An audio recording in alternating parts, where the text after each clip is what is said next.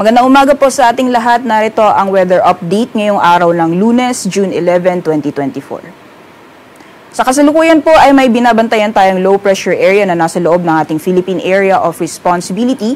Kahapon po ito nabuo and as of 3 a.m. ay huli itong namataan sa layang 145 kilometers west-northwest ng Butuan City, Agusan del Norte or nasa may karagatan ng Bohol. Although sa ngayon po itong low pressure area ay mababa yung tsansa na ito ay magiging isang ganap na bagyo at possible na malusaw or mag-dissipate po ito ngayong araw. Pero sa ngayon po, posible pa rin ito magpaulan sa ilang bahagi ng Kabisayan at Mindanao. Kung makikita po natin dito sa satellite image, may nabubuo pong mga kaulapan dito sa may bahagi ng Kabisayaan. So asahan pa rin po natin may ilang bahagi ng Visayas and Mindanao, makakaranas pa rin po ng maghapon ng mapag-ulan. Samantalang sa nalalabing bahagi po ng ating bansa, mainit na panahon pa rin ang mararanasan lalong-lalo na pagdating ng tanghali at may mga tsansa pa rin na mga isolated thunderstorms kadalasan sa hapon o sa gabi.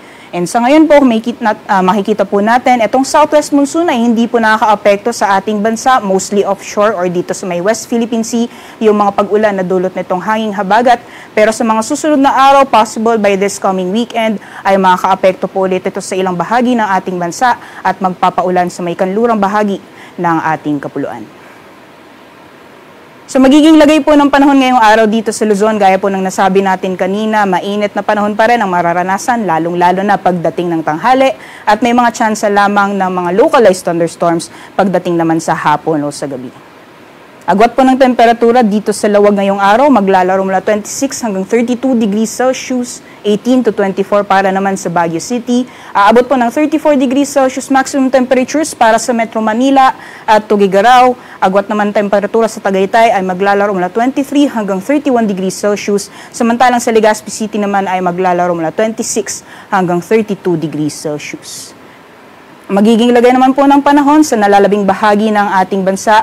Dulot ng epekto nitong low pressure area ay asahan po natin magiging maulan ang panahon ngayong araw dito sa may Eastern Visayas, pati na rin sa may ilang bahagi ng Mindanao, partikular dyan sa may Dinagat Island, Surigao del Norte at Agusan del Norte. Samantalang sa nalalabing bahagi naman po ng ating bansa, although makikita pa rin po natin si Haring Araw pero mataas yung tsansa na makakaranas po tayo ng mga isolated thunderstorms, lalong-lalo na pagdating ng hapon.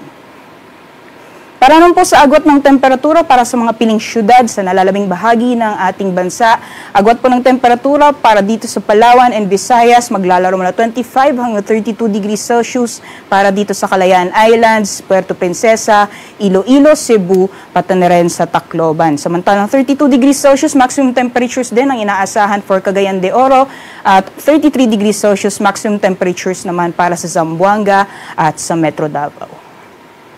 Sa kalagayan po ng ating karagatan, wala po tayong gale warning sa ngayon, banayad hanggang sa katamtaman pa rin ang mga pag-alon na mararanasan sa ating mga karagatan. Kaya malaya pa rin po mga kapalaot yung ating mga kababayan na may mga maliit na sakyang pandagat. Iba yung pag-iingat naman po sa mga offshore thunderstorms o mga biglaang pagbuhos ng ulan sa karagatan. Ngayong umaga, si Haring Araw ay sisikat ng 5:27 a.m. at lulubog mamayang 6:25 p.m. Para sa karagdagang impormasyon, bisitahin lamang po ang aming website, pag-asa.ust.gov.ph at ang aming mga social media accounts. Yan naman po latest mula dito sa Pag-asa Weather Forecasting Center. Ako po si Ria Torres. Magandang umaga po sa ating lahat.